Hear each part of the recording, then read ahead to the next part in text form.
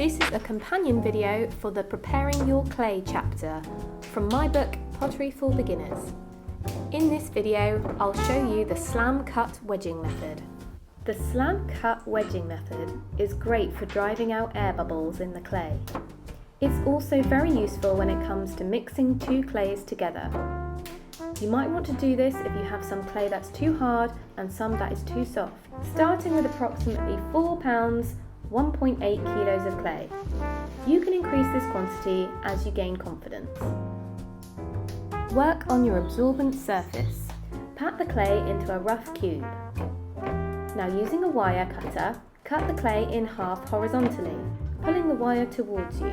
Place the wire down and pick up the top half of clay. Rotate it towards you 90 degrees. Slam the top half of the clay down onto the bottom half. Flip the clay 90 degrees towards you, pat it back into a rough square and repeat the steps from before. Do this 100 times and the clay will be well mixed. It's worth the effort, I promise. And as a bonus, after wedging, you won't need to go to the gym this week.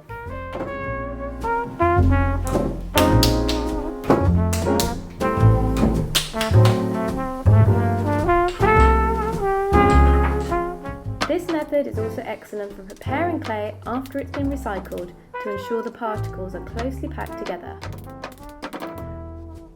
You can check if the clay is free of air bubbles by studying the inside of the clay after you've cut it. If there are any visible holes, then you need to keep going until the clay looks smooth and uniform.